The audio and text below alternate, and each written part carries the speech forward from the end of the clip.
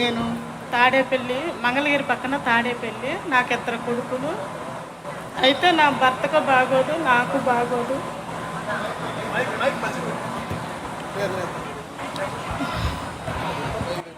నాకు బాగోదు, నా భర్తకి బాగోదు. అయితే నాకు ఇద్దరు కొడుకులు. నా పెద్ద కొడుకు గత సంవత్సరం 2017వ తారీఖున 1వ నెల యాక్సిడెంట్ అయింది, చనిపోయాడు, స్పాట్ డెడ్. అయితే దిక్కు తోచక, ఎందుకంటే ఆ బిడ్డే మా కాదర్న, మమ్మల్ని చూసే బిడ్డ. ఎందుకంటే పెళ్ళిళ్ళు కాలేదు పిల్లలిద్దరు. అయితే పెద్ద కొడుకు కాబట్టి వాళ్ళ నాన్నగారికి బాగోదు, నాకు బాగోదు అని ఆయనే బాధ్యత తీసుకొని 8 సంవత్సరాల నుంచి మా ఇద్దరికి బాగోకపోతే చూసుకుంటా ఉన్నాడు.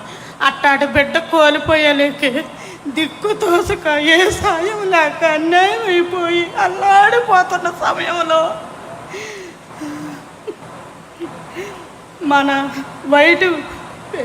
మన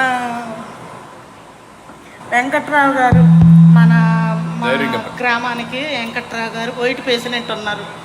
వైట్ పేషెంట్ గారు, తర్వాత కార్యకర్తలు మన బోదాల రమేష్ గారు, మరి పరిసిపోగు యమలు కార్యకర్తలు వచ్చి, అమ్మా నువ్వు ఇట్లా బాధపడుతున్నావంట, మన పార్టీ తరపున తెలిసింది, ఎందుకు బాధపడుతున్నావు, నీకే సాయం లేదని మేమున్నాము, మన చంద్రన్న ఉన్నాడు, లోకేష్ అన్న ఉన్నాడు, ఇట్లా సభ్యత్వం కట్టున్నావు, నీకు సభ్యత్వం వర్తించుద్ది, నీకు 5 లక్షలు వస్తాయమ్మా, నువ్వు 100 రూపాయలు కట్టి సభ్యత్వం చేసుకున్నారు కదమ్మా, మీరు ఎప్పటి నుంచో మన పార్టీలో ఉన్నారు కదమ్మా, అందుకని మీరు బాధపడొద్దు, నువ్వు ఏడవద్దమ్మా, నీ బిడ్డనైతే మేము తెచ్చించలేం, కానీ మేము చేతనైన సాయం అయితే చేస్తామని వాళ్ళు ముగ్గురు వచ్చి 10,000 రూపాయలు ఇచ్చి, తర్వాత బీమాకు పెట్టుకోమ్మా, లోకేష్ గారు చేస్తారు సాయం, బీమా ఇద్దని లోకేష్ బాబు గారు పెద్ద మనసు చేసుకొని ఆ బీమా 5 లక్షలు పెట్టబట్టి, ఆ 5 లక్షలను మాకు అందబట్టి నా చిన్న కుమారుడికి పెళ్లి చేసుకొని నా ఆర్థిక పరిస్థితులన్నీ తీర్చుకొని మేము ఇలా ఉన్నామంటే చంద్రబాబు గారు, లోకేష్ బాబు నా పుట్టింటి వాళ్ళలాగా ఆదుకున్నారు, నా తోడ పుట్టిన వాళ్ళలాగా. లోకేష్ బాబు గారు, చంద్రబాబు గారికి నేను జీవితకాలం రుణపడి ఉంటాను. నా జీవితం అంతా ఈ పార్టీకే నేను నిలబడతానని నేను హామీ ఇస్తున్నాను. ఈ పార్టీయే జీవితకాలం రావాలని కోరుకుంటూ మనస్ఫూర్తిగా.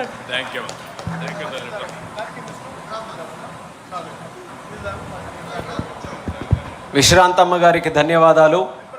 ఆమె తాలూకా ఆవేదన, ఆమె తాలూకా బాధ కేవలం ఆమె తాలూకా కథ మాత్రమే కాదు, తెలుగుదేశం పార్టీలో ఎంతోమంది కుటుంబాలకి మన అన్న లోకేష్ అన్న గారు మొదలుపెట్టినటువంటి కార్యకర్త సంక్షేమ నిధి కానీ, మన ఇన్సూరెన్స్ కార్యక్రమం కానీ, ఆపదలో ఉన్నటువంటి ఆ కుటుంబాలకి ఏ రకంగా భరోసా ఇస్తూ వాళ్ళ పిల్లల జీవితాలకి ఒక పునాది ఇచ్చే కార్యక్రమం ఎలా చేస్తుందనడానికి విశ్రాంతమ్మ గారు చెప్పినటువంటి మాటలే మనందరికీ కూడా ఒక భరోసా అనేది మరొకసారి తెలియజేసుకుంటూ, ఇప్పుడు ఇదే తీర్మానాన్ని బలపరచవలసిందిగా సూదిమల్ల సునీతమ్మ గారిని వేదిక మీదకు ఆహ్వానిస్తున్నాం.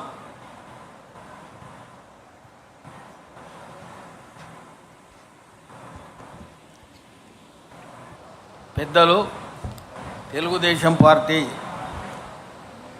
అధినేత గౌరవ ముఖ్యమంత్రి నారా చంద్రబాబు నాయుడు గారు, అదేవిధంగా మన నూతనంగా జాతీయ తెలుగుదేశం పార్టీ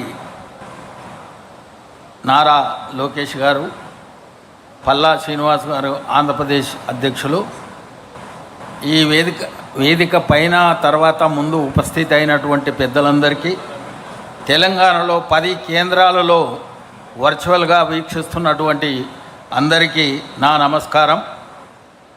నాకు తెలంగాణ ఎక్స్పాన్షన్, వివేకానందుడు అన్నాడు, ఆల్ ఎక్స్పాన్షన్ ఈజ్ లైఫ్, అందుకు విశాల హృదయమే జీవనము అని.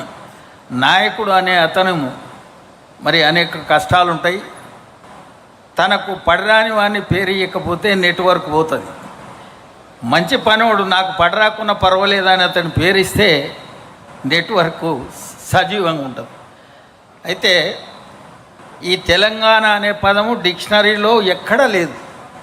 ఆంధ్ర అని కానీ, ఆంధ్రకు కొన్ని పదాలు ఉన్నాయి, తెలంగాణకు డిక్షనరీలో లేదు. కానీ కొంతమంది స్వార్థపరులు ప్రాంతీయ భేదాలు తెచ్చి అనేక మంది కష్టపడే వాళ్ళ జీవితాల్లో మన్ను పోసిండ్రు తెలంగాణలో. ఎందుకంటే తెలంగాణలో పటేల్ పటువారి వ్యవస్థ ఉండి జోగిని వ్యవస్థ, అదేవిధంగా అంటరానితనం దాని వెంబడి విశృంఖలంగా వెట్టి చాకిరి నడుస్తుండేది. నందమూరి తారక రామారావు గారి పుణ్యమా అని నిజమైన స్వాతంత్రం వాళ్ళ రద్దు చేసిన తర్వాతనే తెలంగాణలో వచ్చింది. అంటే భారతదేశంలో స్వాతంత్రం వచ్చినప్పటికీ కూడా తెలంగాణలో నిజమైన స్వాతంత్రం రాలేదు. ఎందుకంటే 78లో మా ఫాదర్నే పోలీస్ పటేల్ చెట్టు కట్టి కొట్టిండు. నేను వాళ్ళతోని కనీసం 16.5 సంవత్సరాలు పోరాటం చేసిన. అందుకు నేనేమనిపిస్తుంది అంటే మనిషి తినుట కొరక లేక బ్రతుకుట కొరక అంటే స్వామి వివేకానందుని ఫిలాసఫీ ప్రకారంగా ఆయన 4 అంశాలు చెప్తే ఆ 4 కూడా మన నాయకుడు చంద్రబాబు నాయుడు గారు పూర్తి చేసాడు. పెద్ద ఆయన భారతదేశంలో ఏకైక ముఖ్యమంత్రి మాల మాదిగలకు ఆశ్రమ పాఠశాలలు అందించిన మహనీయుడు. జాలరికి వ్యాసుడు, మాలెతకు పరాశరుడు, సుతులు ద్విజులైరి లెక్కకిది మించే. ఆ అంశాన్ని ఆయన ఆశ్రమ పాఠశాల ఇస్తే మన గౌరవ ముఖ్యమంత్రి గారు 294 చేయడం ఇది అద్భుతమైనటువంటి విషయం. అంతేకాకుండా 2020 విజన్లో అంటరానితనం నిర్మూలన కార్యక్రమాన్ని తెలంగాణలోనే పెద్దిరెడ్డిపేట మెదక్ జిల్లాలో ముఖ్యమంత్రిగా నేను దళిత విభాగం ఉమ్మడి రాష్ట్రానికి అధ్యక్షునిగా ఉండగా జరిగింది. అందువల్ల అటు పెద్ద ఆయన చేసిన కార్యక్రమాలు అనేక మంది చెప్పారు. అనంతరం మన నాయకుడు చంద్రబాబు నాయుడు గారు సచివాలయాన్నే మన గుమ్మం దగ్గరికి తీసుకురావడం, ప్రజల ఆరోగ్యం కొరకు 100 పడకలు 200 పడకలు ప్రాథమిక ఆరోగ్య కేంద్రాలు, ఒక మానవులకే కాదు పశువులకు కూడా మరి ఆరోగ్య కేంద్రాలు నిర్మించినటువంటి మహానాయకుడు చంద్రబాబు నాయుడు గారు. అంతేకాకుండా ఇంకొకటి ఏంటంటే అందరికీ విద్య. నేను ఎమ్మెల్యేగా ఉన్ననాడే చదువుల పండుగ అనే ఒక చట్టం తీసుకురావడం జరిగింది. పురాతన కాలంలో తెలంగాణలో ఏం చదువుతాడా మీ ఓడు, ఏం ఎస్పీ అవుతాడా, ఎమ్మెల్యే ఏది ఉంది అది కలెక్టర్ అవుతాడా అనేవాళ్ళు. ఆ పశువుల కాడే వెళ్ళాడు పోరాదరా అని.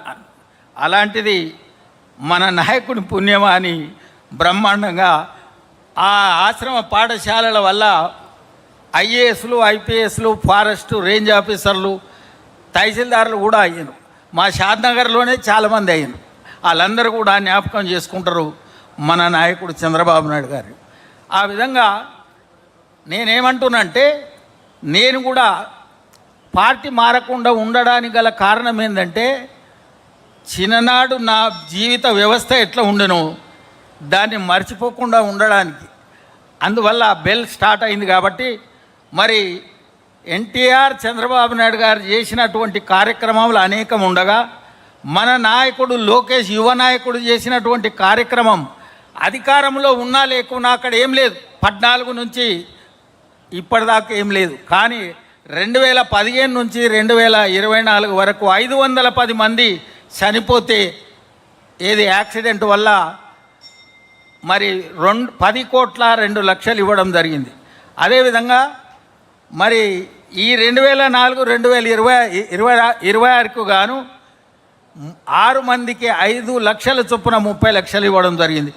ఇది ఈ భారతదేశంలో ఏ ప్రభుత్వం ఆ విధంగా ఒక కార్యకర్తకు 100 రూపాయల సభ్యత్వం చేసిన దాఖలాలు లేదు. చివరగా ఏంటంటే మన నాయకుడు చంద్రబాబు నాయుడు గారు చేసిన మహా గొప్ప పుణ్యం ఏంటంటే తెలంగాణకు 540 మంది తల్లిదండ్రి లేని వాళ్లకు విద్య ఫ్రీగా మేడం ద్వారా నడుస్తుంది. అంటే 29 సంవత్సరాలు అయింది ఇప్పటికీ.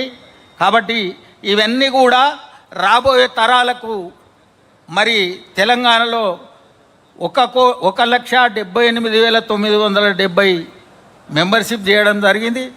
వీళ్ళందరినీ కూడా రేపు వాహనాలు వాడకుండా సైకిల్ మీద ప్రయాణం చేసి ఎన్టీఆర్ గారు, చంద్రబాబు నాయుడు గారు, లోకేష్ గారు చూపించినటువంటి ఈ అభివృద్ధి కార్యక్రమాలని ప్రజల దగ్గరికి తీసుకుపోయి రాబోయే కాలంలో తప్పకుండా పార్టీని మరి పురోభివృద్ధి చెందే అందుకొరకు అందరి సహకారంతో యువకులు, మహిళలు, పెద్దలు, చిన్నలు అందరి సహకారం తీసుకొని మరి తప్పకుండా పార్టీని ముందుకు తీసుకుపోయే ఎక్స్పాన్షన్ కొరకు నేను ధర్మబద్ధంగా పనిచేస్తానని కోరుతూ